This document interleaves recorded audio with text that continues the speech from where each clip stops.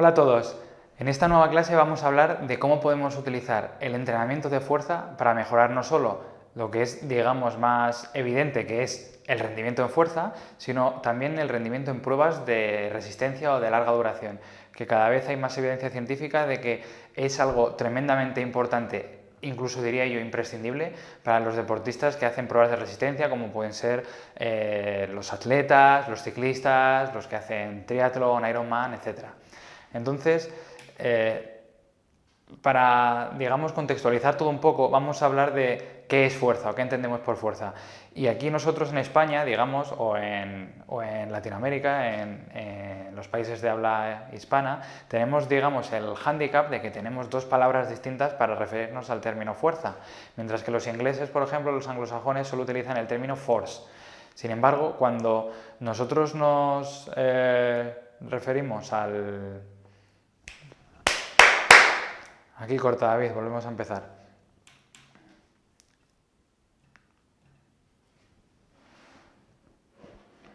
A ver, joder, que se me ha ido la diapo. Perdona, tío. Venga. Hola a todos. En este vídeo vamos a hablar de cómo podemos utilizar el entrenamiento de fuerza para mejorar no solo, obviamente, el rendimiento en pruebas de fuerza, sino en este caso el rendimiento en pruebas de resistencia, de larga duración, como pueden ser las carreras de atletismo, las pruebas de ciclismo, los triatlón, los Ironman, etc. Y para comenzar vamos a, digamos, definir qué es lo que entendemos por fuerza.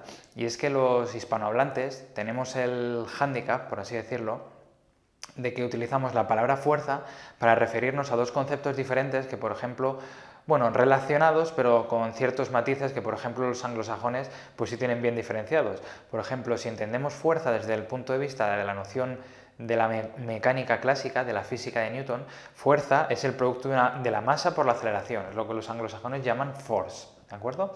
Y es un valor en newtons de un determinado nivel de fuerza que tiene un objeto, que tiene un cuerpo. Sin embargo, el término fuerza, que ellos llaman strength, es lo que podríamos interpretar como la tensión interna que genera el sistema musculoesquelético del individuo para realizar un movimiento.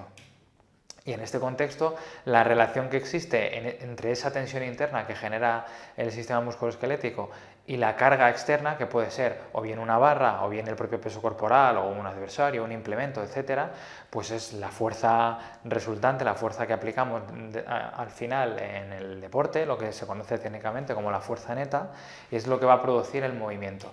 Y en este contexto, todas las acciones deportivas requieren un determinado nivel de aplicación de fuerza. Es muy evidente, por supuesto, en pruebas de halterofilia, powerlifting, etc.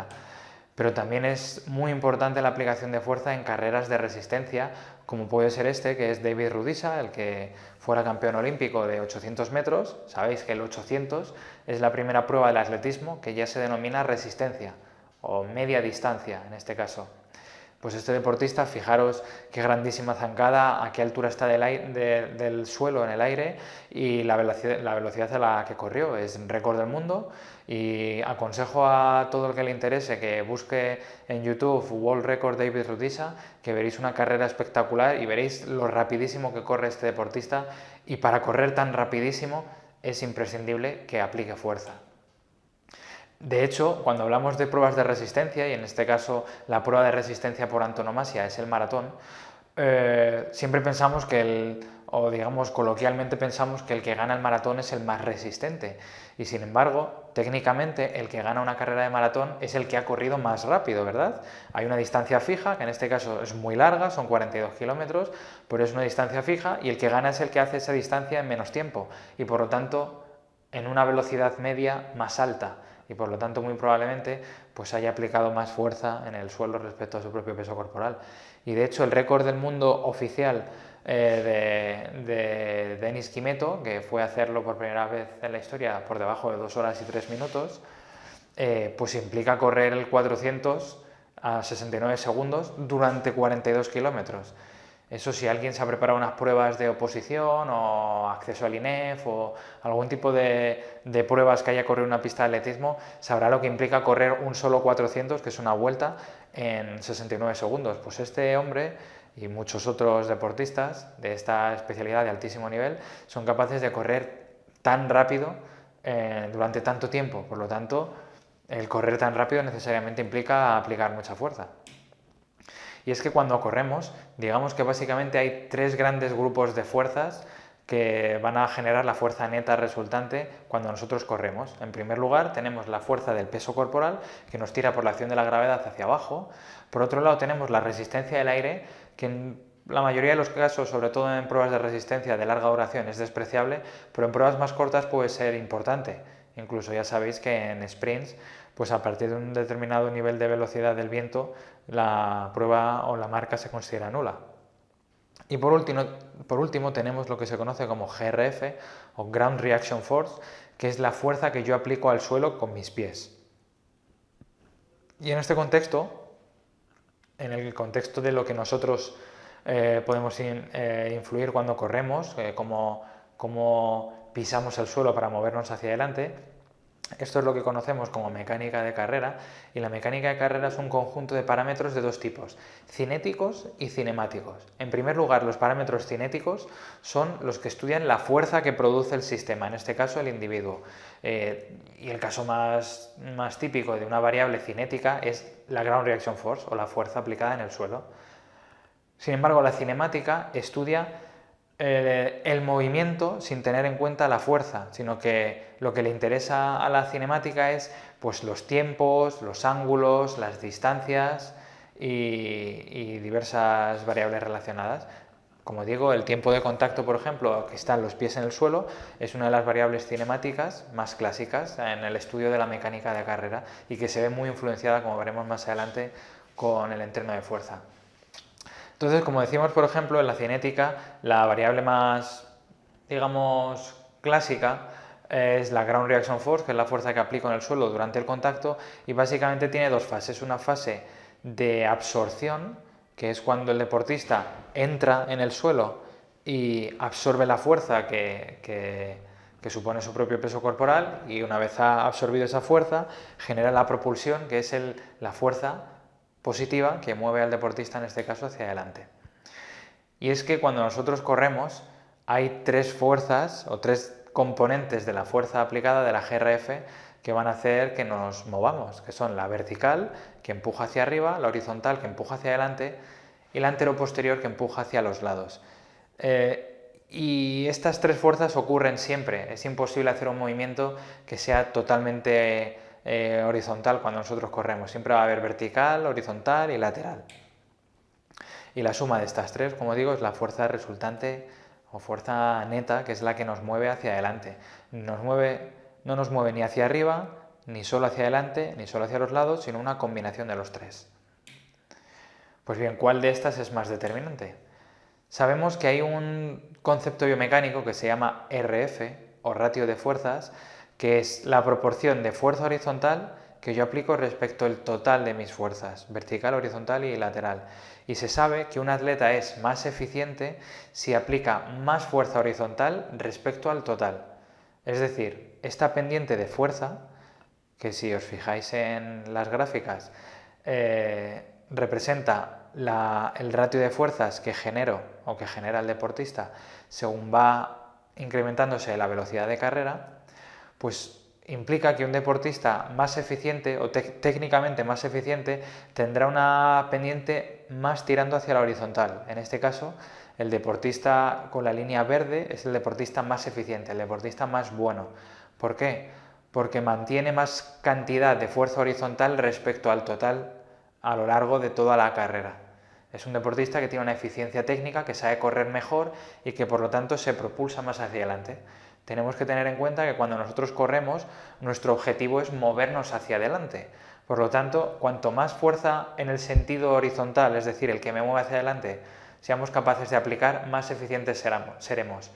Porque de lo contrario, y lo veremos más adelante, si gastamos mucha de nuestra fuerza en el eje vertical, estaremos saltando hacia arriba y gastando energía, digamos, de manera inútil, porque nosotros cuando corremos queremos correr hacia adelante, no hacia arriba.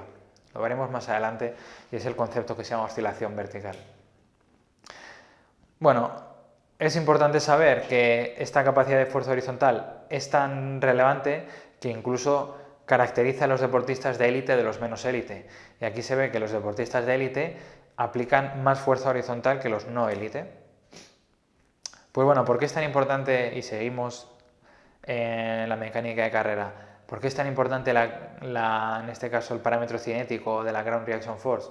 Porque hay estudios que demuestran que más velocidad de carrera implica más Ground Reaction Force y viceversa. Es decir, aquí abajo en esta gráfica tenemos la velocidad y vemos cómo esta línea de puntos negros, que es la fuerza, la Ground Reaction Force producida en la marcha o en la carrera en este caso, se va incrementando a medida que aumentamos la velocidad. Por lo tanto, necesariamente para correr más rápido vamos a tener que aplicar mucha Ground Reaction Force. Y otro concepto cinético, es decir, relacionado con la fuerza, que es muy relevante en el ámbito del estudio de la mecánica de carrera, es el concepto de stiffness. Stiffness en español lo podríamos traducir como rigidez y es un concepto biomecánico que indica, por así decirlo y de manera coloquial, cómo de reactivos son los miembros inferiores al correr y están basados en lo que se conoce como el Spring Mass Model o el modelo masa-muelle, que es un modelo biomecánico que considera a toda la masa del individuo, del sujeto, como un cuerpo, una bola que comprime un muelle, que en este caso son los miembros inferiores. Es como los bolis estos que tú aprietas hacia abajo, se comprime el muelle y cuando sueltas salta la tapa hacia arriba. Pues es el mismo concepto. Nosotros cuando corremos, nuestra masa comprime nuestros muelles, que son los elementos elásticos del sistema musculoesquelético, que fundamentalmente son los tendones, y cuando se ha comprimido ese muelle se almacena energía elástica y al dar el paso ese muelle se libera y libera la energía elástica que ha acumulado y por lo tanto esa liberación de energía elástica nos ayuda a movernos, ¿de acuerdo? Las acciones deportivas que implican algún tipo de contramovimiento implican un almacenamiento de energía elástica y el almacenamiento de energía elástica es fundamental para la eficiencia energética y lo explicaremos más adelante. Por lo tanto, en este contexto del modelo masa-muelle o del stiffness, esto implica que para un mismo valor de fuerza, un muelle será más elástico si es capaz de producir esa fuerza deformándose menos, ¿de acuerdo? Y esto es un concepto muy importante porque sabéis que se confunde, por ejemplo, mucho el concepto flexibilidad con el concepto elasticidad y son dos cosas absolutamente opuestas y de hecho antagonistas. Porque un material muy elástico es un material que se deforma muy poco y que enseguida, cuando la fuerza que lo deforma cesa, vuelve a su posición inicial. Pensad en un muelle gordo de estos enormes que nos costaría muchísimo separarlo y en cuanto dejemos de aplicar fuerza, vuelve a su ser. Sin embargo, algo muy flexible es algo que lo deformo muy fácilmente como un chicle, yo lo estiro y cuando suelto, pues se queda en esa posición, ¿vale? Entonces, nuestros tendones, que son nuestros principales elementos elásticos, serán más elásticos, tendrán más stiffness si se deforman menos y recuperan con más brusquedad, por así decirlo, su posición inicial, por lo tanto, siendo más, dicho de manera coloquial, reactivo. Eso es lo que, por ejemplo, en el mundo del atletismo se dice de manera coloquial que un atleta tiene mucho tobillo, pues un atleta que tiene mucho stiffness. Y este concepto de stiffness es tan importante, no solo en el deporte, sino incluso en el ámbito clínico, porque de hecho en este estudio de la Universidad de Harvard lo que hicieron es aplicar este mismo concepto, el modelo masa-muelle, para desarrollar estas prótesis, que son unas prótesis biónicas, que básicamente lo que hacen es, simulando el tendón de Aquiles, colocan un muelle ahí en el tendón de Aquiles que acumula energía elástica y cuando va a dar el paso, ¡pa!, el muelle devuelve la energía elástica y digamos como que empuja a la persona que lleva puesta esas prótesis. De tal forma que se demostró que estas prótesis reducen la energía o el costo energético de la marcha. ¿Qué quiere decir? Que el individuo ya no está gastando toda la energía para contraer sus fibras musculares y producir el movimiento, sino que lo que está haciendo es, por supuesto, contraer fibras musculares y gastar algo de energía, pero otra parte de la energía se le viene dada de manera, por así decirlo, gratuita, gracias al muelle que le han colocado externamente, que le ayuda a dar un paso en la marcha. Esto para personas con movilidad reducida o gente, pues eso, gente mayor que le cuesta muchísimo andar y demás, pues es algo tremendamente importante. Y esto lo podemos aplicar al ámbito del deporte o al ámbito de la salud, no colocándonos unas prótesis biónicas, pero sí fortaleciendo nuestros tendones para hacerlos más elásticos, más rígidos y que cumplan exactamente este efecto. Es decir, que aumente nuestro stiffness, que aumente por tanto nuestra capacidad de almacenamiento y reutilización de energía elástica y que por lo tanto nos cueste menos energía producir un mismo movimiento. Ese es el concepto en sí de economía de carrera que luego hablaremos más adelante. Entonces, resumiendo, stiffness se calcula técnicamente como la fuerza dividida por la oscilación del centro de masas, por la oscilación del muelle, cómo se comprime, cómo va de arriba a abajo. Y entonces aquí, por ejemplo, tenemos dos situaciones o dos deportistas, el A y el B, que generan la misma capacidad o la misma cantidad de fuerza, ¿de acuerdo?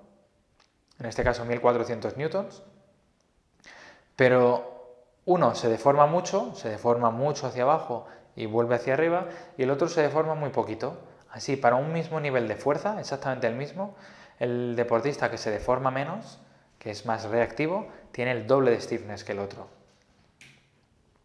Y aquí vemos un vídeo que me encanta siempre poner de un ejemplo clásico de un deportista que tiene unos niveles increíbles de stiffness. Fijaros en su tobillo cuando pasa la valla, ¿vale? Fijaros en su tobillo izquierdo cuando pasa la valla. Ahora, cuando va a caer, mira, se queda ahí arriba, perfecto. ¿Veis? Increíble, se queda ahí arriba. Es alguien que en vez de deformarse, toca el talón al suelo y volver hacia arriba, es alguien que es capaz de quedarse ahí clavado ahí arriba y enseguida retornar muy elásticamente para producir el movimiento. Es un ejemplo bestial de lo que es un deportista con muchísimo stiffness. Y ahora vamos a pasar los parámetros. Decíamos que en la mecánica de carrera teníamos parámetros cinéticos y cinemáticos, vamos a pasar a los cinemáticos. Los parámetros cinemáticos, como decíamos, estudian el movimiento sin tener en cuenta la fuerza, sino que lo que analizan es pues las características de ese movimiento en términos de tiempos, ángulos, distancias, etc. Y por así decirlo, para la mecánica de carrera los tres parámetros o tres variables más importantes son el tiempo de contacto, que es el tiempo que el pie está en el suelo mientras corremos, el tiempo de vuelo, que es el tiempo que están los dos pies en el aire, y la oscilación vertical, que es cómo de arriba y abajo va oscilando nuestro centro de masas. Y vamos a empezar por este último. La oscilación vertical, como digo, es la oscilación o el movimiento vertical del centro de masas del corredor mientras corre, mientras se desplaza. Y aquí vemos, por ejemplo, dos ejemplos o dos situaciones clásicas. La línea verde sería el deportista que va muy horizontal, que apenas varía su centro de masas a lo largo de la carrera. Es un deportista que es más capaz de aplicar fuerza horizontal respecto al total. Y luego hay otro deportista que va en esa curva roja que veis ahí, oscilando de arriba hacia abajo, y es un deportista menos eficiente y que lo que hace es gastar mucha energía subiendo arriba y abajo, arriba y abajo. Algunos que os guste el tema del running, salir a correr y demás, y que alguna vez hayáis corrido con alguien que corre más despacio que vosotros, es algo muy típico el decir, joder, es que yo tan despacio me canso más. Y esto es algo muy típico. ¿Y por qué se da esta situación? Porque si vamos más despacio del ritmo al que nosotros seríamos capaces de correr con una correcta eficiencia técnica, pues necesariamente para ir más despacio, para frenarnos, lo que hacemos es incrementar nuestra componente vertical y nuestra oscilación vertical, y por eso vamos corriendo como saltando. Por eso decimos que nos cansamos más, porque gastamos mucha energía no para movernos hacia adelante, sino para saltar hacia arriba. ¿De acuerdo? Por eso es tan importante el concepto de oscilación vertical. Y como decimos, es un indicador de lo eficiente que es el deportista corriendo. Tenemos exactamente el mismo ejemplo. Los deportistas que botan mucho son los menos buenos, los menos eficientes, y los que botan muy poco pues son los más eficientes. Pues bien, todos estos parámetros de la mecánica de carrera están ampliamente relacionados con el rendimiento en pruebas de resistencia. ¿Y en qué sentido están relacionados? Pues en el sentido de que está demostrado que hay diversas variables que parecen estar relacionadas con la economía de carrera, como pueden ser el tiempo de contacto, el stiffness o la oscilación vertical. Y por ejemplo, aquí vemos un estudio clásico que demostró una relación significativa e inversa entre el stiffness y el consumo de oxígeno a una velocidad submáxima, es decir, lo que los deportistas consumían mientras corrían a una velocidad inferior a su máximo, pues por ejemplo 10-12 km por hora. ¿Y qué es lo que se observa? Que los deportistas con mayor stiffness consumen menos oxígeno, por lo tanto gastan menos energía. Por eso los deportistas con los tendones más stiff, más rígidos, con más stiffness, más elásticos, son deportistas que requieren gastar menos energía para realizar un mismo movimiento. Y por tanto serán deportistas más económicos, y la economía de carrera lo es todo en las pruebas de resistencia. Si somos capaces de ser más económicos, seremos capaces de rendir mejor y aguantar más o correr más rápido. Y es que la economía de carrera técnicamente, lo acabamos de explicar un poco de manera por encima, pero vamos a meternos un poquito más en detalle, la economía de carrera es el valor de consumo de oxígeno a una velocidad determinada. Es decir, el oxígeno que nosotros gastamos para correr a diversos ritmos, a 10, 12, 15, 20 km por hora. Y es un indicador de rendimiento en pruebas de resistencia de grandísima relevancia, porque la variable típicamente utilizada o que más, digamos, interés se le ha dado tradicionalmente, que es el consumo máximo de oxígeno, sobre todo cuando estamos en niveles de rendimiento altos, ya deja de ser relevante. Es decir, no va a cambiar mucho el rendimiento porque yo pasé de tener 70 a 73 mililitros por kilogramo por minuto. Sin embargo, influye mucho más el tener una mayor economía de carrera, es decir, gastar menos energía a una misma velocidad. Y eso, si lo vemos, si nos fijamos en la gráfica, se ve muy claro. Aquí abajo en el eje horizontal tenemos la velocidad de carrera y aquí en el eje vertical la economía de carrera, en este caso medido por el consumo de oxígeno. Si nos fijamos, tenemos dos grupos de deportistas, los blancos, que son los deportistas con nivel amateur, y los negros, que son los deportistas con nivel élite. Entonces, ¿qué observamos? Que para una misma velocidad, por ejemplo aquí 15 km por hora, los élite, los negros, los élite consumen muchísimo menos oxígeno que los amateur. Es decir, para una misma velocidad gastan menos energía, son más eficientes. Por lo tanto, cuando nosotros tenemos una mayor economía de carrera, somos capaces de cansarnos menos porque gastamos menos energía para una misma velocidad de carrera, o visto desde el otro lado, cansarnos lo mismo, pero ser capaces de correr más rápido. Por eso, incrementar la economía de carrera, si somos capaces realmente de incrementar la economía de carrera, vamos a ser capaces de cansarnos menos y correr más rápido. Por eso es tan importantísimo el mejorar la economía de carrera. Y una de las estrategias para mejorar la economía de carrera es el entrenamiento de fuerza, como veremos más adelante.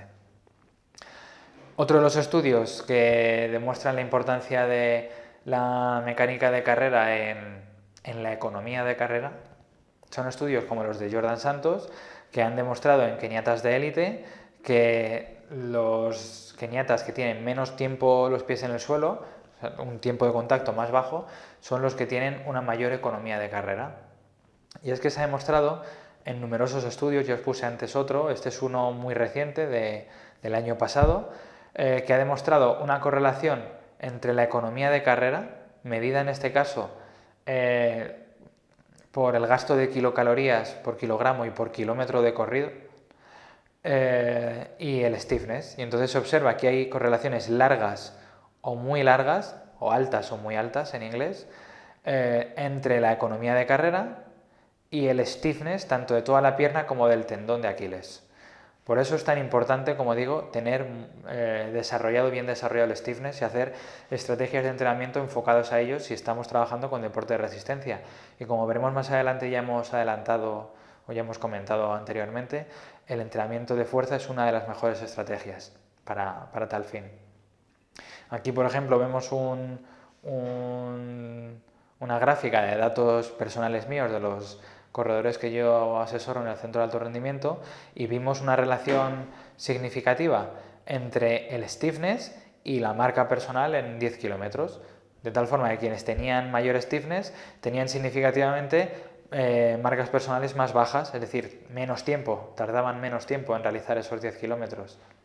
Y esto, de hecho, habrá quien le suene, es una de las estrategias que se utilizaron o que están detrás del proyecto del Breaking Two de Nike, que es ese intento que se hizo para bajar las 2 horas del maratón, que fue en un circuito cerrado y con un coche Tesla que iba marcando el ritmo con una señal láser y con una pantalla enorme para reducir, justo delante del deportista, para reducir la fuerza del viento. Bueno, se utilizaron diversas estrategias para tratar de reducir al máximo o de optimizar al máximo el rendimiento del deportista y conseguir bajar de las 2 horas, que no se consiguió, pero se quedó muy cerca.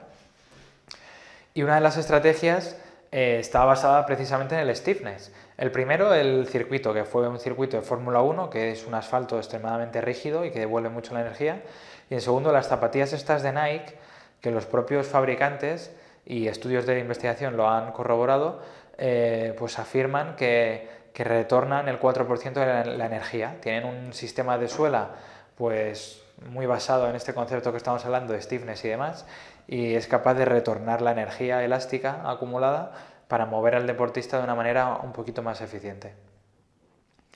Y bueno, esto técnicamente, ¿cómo podemos medirlo? Porque hemos visto que es algo tremendamente importante, pero siempre, si queremos mejorar, tenemos que saber dónde estamos y a dónde queremos ir. Entonces, por eso es tan importante la evaluación del rendimiento a distintos niveles, y la mecánica de carrera no puede ser distinto. Y en este caso, la mecánica de carrera, pues tradicionalmente se mide en laboratorios biomecánicos, en las que se colocan plataformas de fuerza y marcadores reflectantes al deportista, de tal forma que podemos obtener parámetros cinéticos, la fuerza, el stiffness, etc., y parámetros cinemáticos como los ángulos, los tiempos de contacto, etc. ¿Cuál es el problema de todo esto?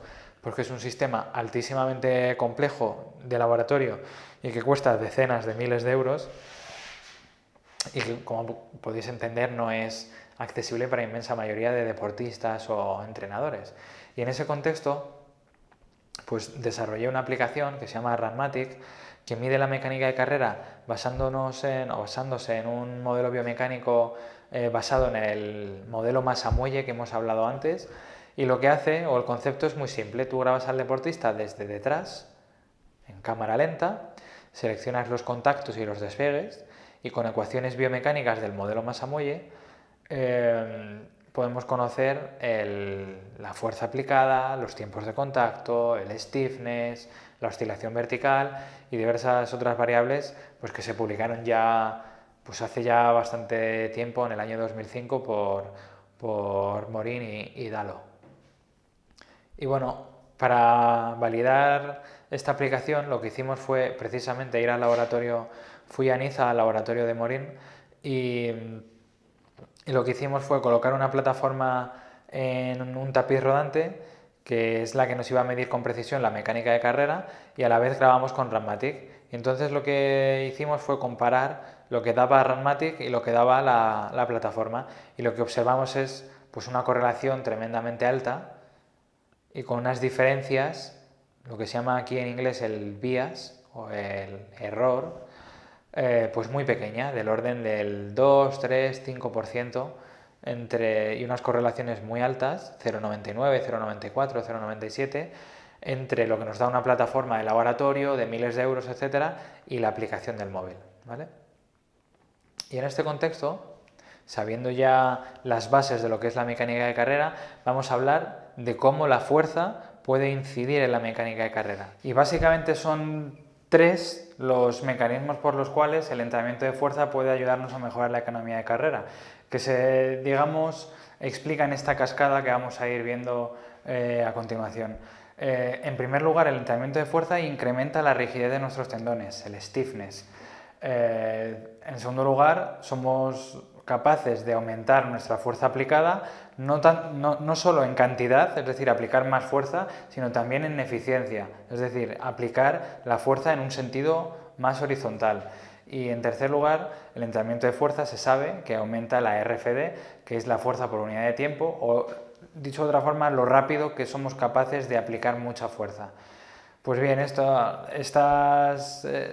incrementos, estos beneficios, el aumento del stiffness, el aumento de la fuerza aplicada y el aumento de la RFD, pues harán que aumente pues, el stiffness de toda la pierna, que se incremente el ratio de fuerzas, es decir, que aplique más fuerza horizontal respecto al total y que por lo tanto disminuya mi oscilación vertical y que por lo tanto gaste menos energía corriendo. Y por otro lado se reducirán los tiempos de contacto, que ya hemos visto que está relacionado con la economía de carrera, y en definitiva, en última instancia, se mejorará la economía de carrera. Y de hecho, la importancia del entrenamiento de fuerza y la mecánica de carrera pues ha quedado demostrado en numerosos estudios, y aquí nosotros con el doctor Jordan Santos hicimos un metaanálisis. Sabéis que un metaanálisis es una recopilación de todos los estudios que hay sobre un mismo tema, y este metaanálisis lo que hicimos fue analizar todos los estudios que había hasta la fecha que analizaban el efecto del entrenamiento de fuerza en la mejora de la economía de carrera en corredores de élite. ¿Y qué es lo que observamos? Pues que en el 100%, ojo, en el 100% de los casos, en el 100% de los estudios, los atletas mejoraron su economía de carrera después de un entrenamiento de fuerza. Y otra de las cosas que hicimos fue, vale, ya hemos observado que en todos los estudios se demuestra que la economía de carrera se mejora con el entrenamiento de fuerza. ¿Cómo son los entrenamientos de fuerza que han producido esas mejoras? Y entonces lo que observamos es que todos los planes de entrenamiento tenían unas características comunes que están, digamos, totalmente relacionadas con todo lo que hemos estado hablando durante esta charla. Y es que se necesitan 2-3 sesiones por semana, las cargas tienen que ser moderadas altas, pues desde un 70-75% de la 1RM para arriba, y ejercicios fundamentalmente multiarticulares y con carga elevada, como digo, como puede ser unas sentadillas, un peso muerto, zancadas, etc. Y en menor medida pliométricos o sprints, por supuesto, sprints con arrastres pesados son muy buenos. ¿Y por qué decimos que es tan importante, entre otras cosas, el utilizar cargas elevadas? Pues porque se ha demostrado, y este metaanálisis de altísimo nivel, una de las mejores revistas, lo ha demostrado, es que el tendón humano se adapta ante un estímulo mecánico de carga elevada. Es decir, en este estudio lo que hicieron fue analizar las diversas investigaciones que estudiaban cómo se adaptaban los tendones después de distintos tipos de entrenamiento, y lo que se observó es que los estudios o las intervenciones, en este caso, que utilizaban cargas altas, pues ya digo, el 70-75% de 1RM para arriba, eran los estudios que producían mayores mejoras en las adaptaciones de los tendones, mientras que los estudios con cargas ligeras, pues como puede ser el hacer muchas repeticiones con muy poquitos kilos, o el hacer saltos pliométricos de baja intensidad, algo que por otro lado es lo que tradicionalmente han hecho los corredores de resistencia, pues eso sin embargo produce efectos nulos, triviales, en la adaptación de los tendones. Por lo tanto, la carga mecánica, es decir, el estrés mecánico que suponemos al que intentamos de producir al tendón con el entrenamiento de fuerza, es vital, es fundamental para generar las adaptaciones.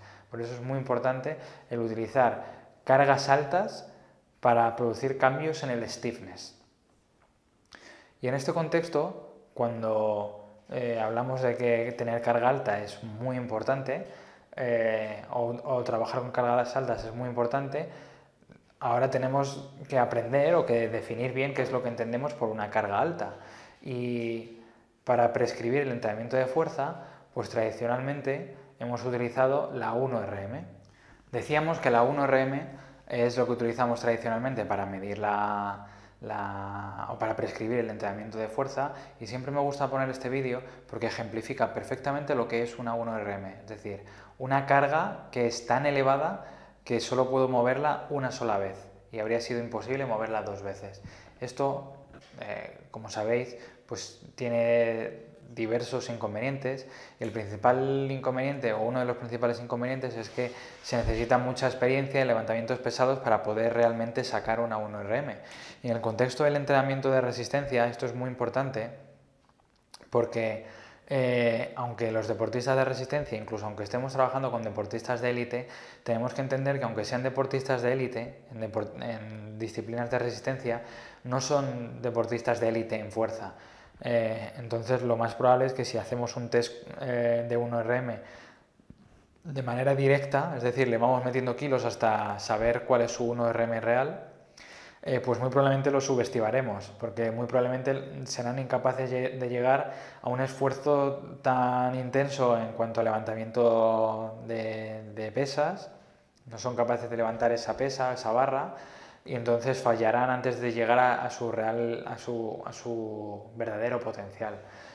Aquí tenemos, por ejemplo, una corredora del Centro de Alto Rendimiento de Madrid que pues es campeona de España, deportista élite en su disciplina, y que sin embargo, pues aunque cuando hacemos los test y demás con las estimaciones de la 1RM en función de la velocidad y demás, que ahora lo comentaremos muy de pasada, pues nos estima que su 1RM estará en torno a 90 kilos, sin embargo ella jamás ha sido capaz de mover más de 80, o más de, creo que lo máximo que movió es 75. ¿Por qué? Porque no está acostumbrada a mover tantos kilos, no está acostumbrada a mover una 1RM, y por lo tanto con estos deportistas hacer una medición directa es muy impreciso. Por eso, y sin entrar mucho en materia, porque no es digamos, el objetivo de esta clase, como alternativa, entre muchas otras, la más actual y la más estudiada y validada es el perfil o la creación de perfiles de carga-velocidad, que básicamente son esos estudios que han observado que hay una relación muy estrecha entre la velocidad de ejecución y el porcentaje de cada 1RM, con correlaciones muy altas, lo cual implica que se puede estimar la 1RM midiendo la velocidad de ejecución, y esto pues se ha observado en muchísimos estudios, por supuesto desde los del grupo de Vadillo, los portugueses, italianos, nosotros aquí con el equipo de Power Explosives tenemos alguno también en dominadas, etc. Y entonces esta metodología básicamente lo que consiste es en medir la velocidad ante distintas cargas, se genera una relación o lo que se conoce como una regresión lineal que nos permite, sin tener que llegar hasta el extremo de la 1RM, estimar la 1RM de manera precisa. Y esto tiene unas aplicaciones prácticas muy importantes porque podemos saber con precisión a la intensidad a la que trabajamos y podemos predecir cuál será nuestra 1RM de tal forma que podamos prescribir con mayor precisión el entrenamiento de fuerza. Y esto, como decimos, es de vital importancia porque en concreto en el caso de los corredores, y ahora hablaremos de cómo diseñar un plan de fuerza para un corredor, pues es vital porque hemos dicho que lo mejor que pueden hacer los corredores, o en general los deportistas de resistencia, es entrenamiento de fuerzas con cargas altas. Por eso es importante que midamos o que sepamos realmente cuál es una carga alta para el deportista, cuál es realmente su 75%, su 80%, su 85%. Y en este contexto, en el diseño del plan de fuerza para el corredor, vamos de nuevo a centrarnos en estos tres parámetros que hemos dicho que son los parámetros primigenios o los principales que nos van a en esta cascada influir en última instancia en la economía de carrera, que son el aumento de la rigidez de los tendones, el aumento de la fuerza aplicada y el aumento de la fuerza en poco tiempo, de la RFD. ¿Cómo incidimos en estos factores? Pues en primer lugar, estímulos que se han llamado tradicionalmente neuromusculares, que implican cargas altas y bajas repeticiones. Todas las repeticiones que hagamos tienen que ser a nuestra máxima velocidad de ejecución posible. No quiere decir que sean movimientos rápidos. Hay gente que se confunde con lo de máxima velocidad de ejecución posible con ejercicios que se mueven muy rápido. Y esto es realmente todo lo contrario que buscamos, porque si nosotros queremos utilizar cargas altas, para utilizar cargas altas, necesariamente esa carga alta, por ser alta, va a moverse muy lento. De lo que se trata es de que aunque se mueva muy lento, sea lo más rápido que nosotros podamos. Y por último, que sean ejercicios multiarticulares, que son los que está demostrado que producen mayor nivel de ground reaction force y que implican pues, la llamada triple extensión, que es extensión de tobillo, de rodilla y de cadera. Un ejemplo clásico, la sentadilla completa.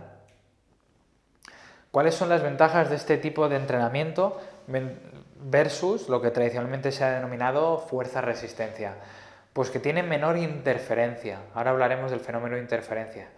Interferencia implica que, digamos, influye menos negativamente en las adaptaciones que producen el entrenamiento de resistencia. No tenemos que olvidar que los corredores de resistencia o los deportistas de pruebas de resistencia fundamentalmente lo que hacen es entrenamiento de resistencia. Luego la fuerza es un complemento. Entonces el entrenamiento con cargas altas, bajas repeticiones, máxima velocidad intencional, etc., genera menos interferencia con las adaptaciones que produce el entrenamiento de resistencia. Trabaja más las fibras rápidas, que son unas fibras, un tipo de fibras que por otro lado se hipertrofian más, tienen más capacidad de producir fuerza, etcétera, que tienen los corredores pues menos trabajados. Implica una menor fatiga periférica, genera más potencia, genera más stiffness, trabaja en definitiva el déficit de los corredores porque es algo que la inmensa mayoría de ellos tienen muy poco desarrollado y por lo tanto esto implica que se puede tener un gran margen de mejora. Y en cuanto a la interferencia, como hemos hablado antes, por ejemplo, es una revisión muy interesante, muy completa de las interferencias que se producen cuando entrenamos a la vez fuerza y resistencia dentro de un mismo plan. Y es que, fijaros cuál es la circunstancia.